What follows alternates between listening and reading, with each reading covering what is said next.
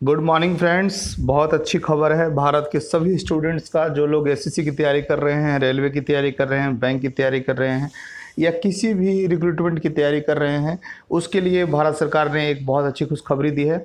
National recruitment agency, जो कि इस साल के बजट में ये बात आई थी पहली बार, फाइनली उस बजट का कल बुधवार को कैबिनेट से उसको अप्रूव कर दिया गया है, कैबिनेट से उसको पास कर दिया गया है। तो आइए देखते हैं, समझते हैं कि क्या क्या ज़रूरी चीज़ें इसके बारे में है जो हम लोग को जानना चाहिए। तो नेशनल रिक्रूटमेंट एजेंसी का कैबिनेट से कब पास किया गया? तो कैबिनेट से कल बुधवार के दिन 19 अगस्त 2020 को इसको कैबिनेट से पास कर दिया गया है। इसमें क्या कुछ इम्पॉर्टेंट है, आइए देखते हैं। सबसे पहले तो सारी इम्पोर्टेंट चीज़ मैं टिक लगाता जाऊंगा इस न्यूज़ में, और आप लोग उसको चाहें तो नोट डाउन कर सकते हैं। सबसे पहले बुधवार को केंद्रीय मंत्रिमंडल ने नेशनल रिक्रूटमेंट एजेंसी को मंजूरी दे दी, ये पहली बात। दूसरा, जो केंद्र सरकार और सरकारी बैंकों के नॉन गैजेटेड, ये बात ध्यान रखिएगा, नॉन गैजेटेड पदों के लिए सिर्फ कॉमन एलिजिबिलिटी टेस्ट करवाएगी। दो चीज़ इंपॉर्टेंट है, एक तो केंद्र सरकार और सरकारी बैंकों के नॉन गैजेटेड ऑफिसर के लिए, नॉन गैजेटेड पोस्ट के लिए, पहला। दूसरा, एग्ज़ाम का क्या नाम होगा? तो एग्ज़ाम का नाम होगा कॉमन एलिजिबिलिटी टेस्ट, जिसको सीईटी भी कहा जाएगा। ये एग्ज़ाम होगा। इसके बाद देखते हैं कि ये नरेंद्र मोदी ने ट्वीट किया है। उसके बाद अमित शाह जी, जो हमारे देश के गृह मंत्री, इन्होंने भी ट्वीट किया है और बधाई दे रहे हैं पूरे देश को। हाँ, अब यहाँ देखिए इम्पोर्टेंट चीज़ क्या है।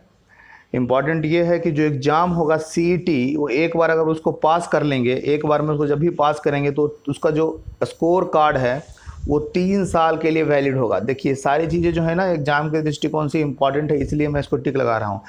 उसका जो सर्टिफिकेट होगा उसको पास करने के बाद वो 3 साल तक वैलिड रहेगा। इसके ज़रिए क्या होगा कि बहुत सारे जो फॉर्म भरते हैं ना आप, और तो आर्थिक बोझ जो आपके ऊपर पड़ता है कि सब फॉर्म का 700 रुपया, 800, 900 रुपया फॉर्म भरने में देते हैं, वो सब एक ही बार अब आपको फॉर्म भरना पड़ेगा सीईटी का। और तो उससे क्या होगा, आपको फाइनेंशियली भी जो आपके ऊपर बर्डन है वो थोड़ा कम हो जाएगा। और परीक्षा जो है कई भाषाओं में होगी, कुल 12 लैंग्वेज में इसका एग्ज़ाम होगा, जिसमें इंग्लिश भी एक लैंग्वेज है। तो ये सही है कि कोई दूसरे ऐसी जगह के लोग हैं जो जो इंग्लिश और हिंदी दोनों ही भाषाओं में उतने कंफर्टेबल नहीं हैं, उनके लिए उनका भी भाषा होगा। ठीक है, तो टोटल 12 ऐसी भाषाएं हैं जिसमें एग्ज़ाम हुआ। इसके बाद देखते हैं, यहाँ से देखिए क्या क्या निकल रहा ऑब्जेक्टिव।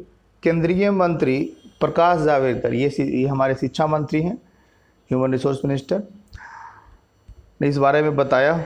उसके बाद हाँ, जो नॉन गैजेटेड पोस्ट है, मतलब ग्रुप बी और ग्रुप सी पोस्ट के लिए ये एग्ज़ाम होगा। इसके बाद देखिए स्टार्टिंग में, शुरुआत में भी जो है वो सिर्फ एसएससी और रेलवे रिक्रूटमेंट बोर्ड और आईबीपीएस, ये तीन जो रिक्रूटमेंट एजेंसी है, इसके लिए जो है टीयर 1 का एग्ज़ाम जो है अब एनआरए करवाएगा। यहाँ कुछ समझने वाली बात है। समझने वाली बात क्या है कि सिर्फ टीयर 1 का एग्ज़ाम, मतलब कि जो भी आप एग्ज़ाम देते हैं, चाहे वो रेलवे का होता है या आईबीपीएस का होता है, एसएससी का, सब में एक स्टार्टिंग में टीयर 1 एग्ज़ाम होता है। तो वो अब कॉमन हो जाएगा, वो हमारा जो है वो एनआरए लेगा। उसके आगे के जो प्रोसेस है वो टीयर 2 का एग्ज़ाम है, वो खुद वो एजेंसी जो एग्ज़ाम ले रही है वही लेगी।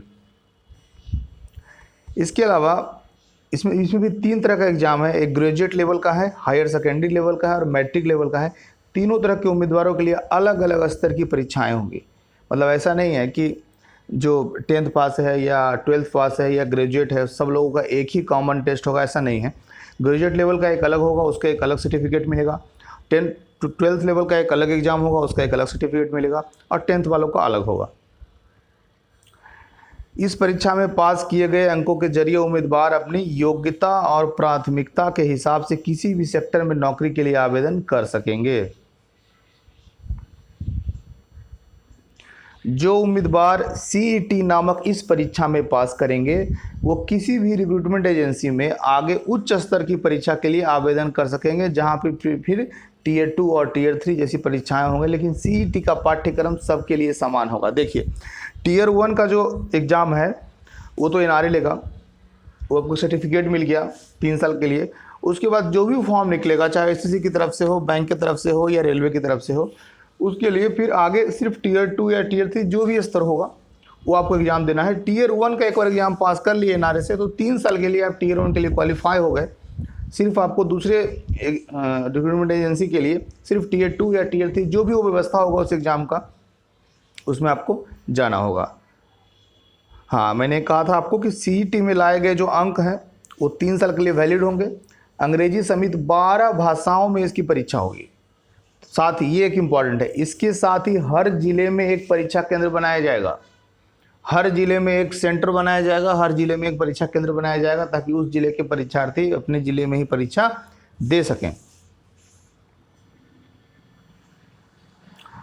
केंद्रीय सचिव सी चंद्रमौली जी ने कहा है कि केंद्र सरकार में अभी लगभग 20 से अधिक रिक्रूटमेंट एजेंसियां हैं। शुरुआत में 3 एजेंसियों के लिए ही परीक्षाएं ली जाएंगी, जिसे आगे चलकर सभी रिक्रूटमेंट एजेंसियों के लिए लागू कर दिया जाएगा। तो शुरुआत में एसएससी, बैंक और रेलवे की जो परीक्षाएं होती हैं उसके लिए टीयर 1 की परीक्षा एनआरए कंडक्ट करेगा।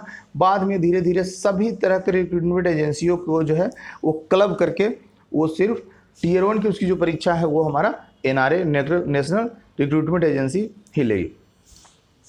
ठीक है, तो ये इंपॉर्टेंट न्यूज़ है। सारी इंपॉर्टेंट चीज़ें मैंने आपको बता दी है, चाहे वो 3 साल के लिए वैलिड होगा, चाहे हर ज़िले में उसकी एक एक सेंटर बनेगा, जो पोस्ट जिस पोस्ट के लिए एग्ज़ाम होगा वो नॉन ग्रेजुएटेड पोस्ट के लिए एग्ज़ाम होगा। ग्रुप बी और ग्रुप सी की जितनी भी परीक्षाएं इंडिया में होती हैं एसएससी, बैंक और रेलवे के द्वारा, वो सभी परीक्षाओं की टीयर 1 की जो परीक्षा है वो अब एनआरए, नेशनल रिक्रूटमेंट एजेंसी या उसको राष्ट्रीय भर्ती संस्था कह सकते हैं, वो परीक्षा लेंगी। ठीक है, thank you so much for watching this video. इस तरह की इंपॉर्टेंट खबर के लिए आप वीडियो को लाइक कीजिए, चैनल को सब्सक्राइब कीजिए। Thank you so much.